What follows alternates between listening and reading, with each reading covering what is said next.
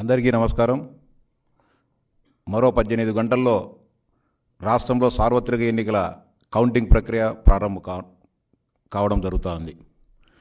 ఓటమి భయంతో వైఎస్ఆర్సీపీ నాయకులు అవాకులు చవాకులు పేలుతూ ఒకవైపు తెలుగుదేశం పార్టీ నాయకులను శ్రేణులను అదేవిధంగా ప్రజలను కూడా భయోత్పాతానికి గురి చేస్తూ మరోవైపు ఎన్నికల ప్రక్రియలో పాల్గొంటున్న ప్రభుత్వ ఉద్యోగులను కూడా మీ అంతు చూస్తామని చెప్పి బెదిరించడం జరుగుతూ ఉంది.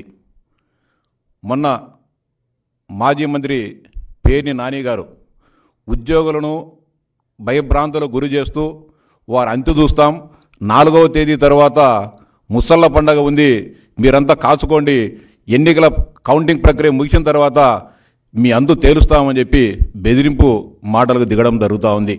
ఓటమి భయంతో ప్రజాస్వామ్యబద్ధంగా ఎన్నికలు జరిగిన ఈ ప్రక్రియలో ఒకవైపేమో మేము గెలుస్తూ ఉన్నాం, ఈ నెల 9వ తారీఖున విశాఖపట్నంలో ప్రమాణ స్వీకారానికి మేము సిద్ధమవుతున్నామని చెబుతూ మరోవైపు దింపుడు గల్లెం ఆశతో ఏది ఏమైనప్పటికీ కూడా ప్రజలు వైఎస్ఆర్సీపీని చీత్కరించారని స్పష్టంగా తెలుసుకున్న వైఎస్ఆర్సీపీ నాయకులు ఏదో విధంగా కౌంటింగ్ ప్రక్రియను భగ్నం చేయాలి, కౌంటింగ్ ప్రక్రియలో పాల్గొనే ఉద్యోగులందరినీ కూడా లొంగ తీసుకొని బెదిరించుకొని కౌంటింగ్ ప్రక్రియలో లాభం పొందాలని ఒక దుష్ట ఆలోచనతో బెదిరింపులకు పాల్పడడం జరుగుతూ ఉంది. పేర్ని నాని గారికి స్పష్టంగా చెప్తా ఉన్నా, నీ ఉడత ఊపులకు ఎవరు భయపడే ఉద్యోగులు కానీ తెలుగుదేశం పార్టీ కార్యకర్తలు కానీ నాయకులు కానీ ఎవరూ లేరని చెప్పి స్పష్టంగా తెలుసుకో అని చెప్పి పేర్ని నాని గారు హెచ్చరిస్తా ఉన్నా. గత 5 సంవత్సరాలుగా అనేక రకాలుగా తెలుగుదేశం పార్టీ నాయకులను కార్యకర్తలను వేధించారు, ఇబ్బందులు పెట్టారు, బెదిరించారు, దాడులు చేశారు, జైల్లో పెట్టినా కూడా మొక్కవోని ధైర్యంతో ప్రతి ఒక్క కార్యకర్త కూడా మీకు ఎదురెడ్డి పోరాడడం జరిగింది. అదేవిధంగా వాళ్ళ హక్కుల కోసం మీరిచ్చిన హామీలను నెరవేర్చమని డిమాండ్ చేసిన పాపానికి ఉద్యోగులపైన, ఉపాధ్యాయులపైన, పెన్షనర్లపైన మీరు ఏ విధంగా వేధింపులకు దిగారో అనగదొక్కారో కూడా ఈ రాష్ట్రంలో ఉన్న ప్రభుత్వ ఉద్యోగులు ఉపాధ్యాయులు అందరూ చూశారు. దాదాపు 5,60,000 మంది ప్రభుత్వ ఉద్యోగులు ఉపాధ్యాయులు పోస్టల్ బ్యాలెట్ ద్వారా మీ ప్రభుత్వానికి వ్యతిరేకంగా ఓటు వేయడం జరిగింది. ఆ ఫ్రస్ట్రేషన్లో, ఆ గందరగోళంలో ప్రభుత్వ ఉద్యోగులు రాష్ట్ర ప్రభుత్వానికి వ్యతిరేకంగా వైఎస్ఆర్సీపీకి వ్యతిరేకంగా ఓటు వేశారని ఒక దుగ్ధతో కోపంతో వారిని బెదిరించే ప్రక్రియకు మీరు శ్రీకారం చుట్టడం జరుగుతోంది. మీ బెదిరింపులకు ఏ ఉద్యోగి ఉపాధ్యాయుడు ఎవరు భయపడరు. ఖచ్చితంగా తెలుగుదేశం పార్టీ ప్రతి ఒక్క ఉద్యోగికి ఉపాధ్యాయులకు అండగా ఉంటుంది. ఖచ్చితంగా వారు స్వేచ్ఛాయుత వాతావరణంలో ఎన్నికల కౌంటింగ్ ప్రక్రియను సజావుగా జరిపించాలని చెప్పి తెలుగుదేశం పార్టీ సవినయంగా విజ్ఞప్తి చేస్తూ ఉంది. అంతేకాకుండా సజ్జల రామకృష్ణారెడ్డి గారు కూడా గత 4 రోజుల క్రితం కౌంటింగ్ ఏజెంట్లుగా పోయేవారు రూల్స్ ఏమీ పాటించకూడదు, మేము ఏమి చెప్తే దాని ప్రకారమే ఓటు లెక్కింపు చేయాలి, అలాంటి వారు మాత్రమే దాడులు దౌర్జన్యాలకు దిగేవారు మాత్రమే కౌంటింగ్ ప్రక్రియకు వెళ్ళండి అని చెప్పి సిగ్గు ఎగ్గు లేకుండా సజ్జల రామకృష్ణారెడ్డి గారు చెప్పడం జరిగింది. దానిపైన రాష్ట్ర ఎన్నికల సంఘం ఆదేశాల మేరకు పోలీసులు కేసు నమోదు చేసినా ఇంతవరకు సజ్జల రామకృష్ణారెడ్డిని అరెస్టు చేయకపోవడం విచారకరం.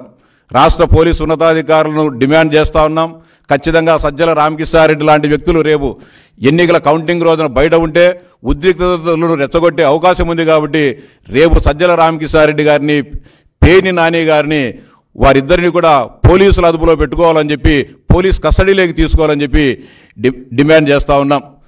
అంతేకాకుండా పోస్టల్ బ్యాలెట్ విషయంలో కూడా అనేక రకాలైన గందరగోళాలకు తెరతీసి ఏది ఏమైనప్పుడు కూడా తమ మాట నెగ్గాలని చెప్పి రాష్ట్ర ఉన్నత న్యాయస్థానం ఆశ్రయించడం జరిగింది.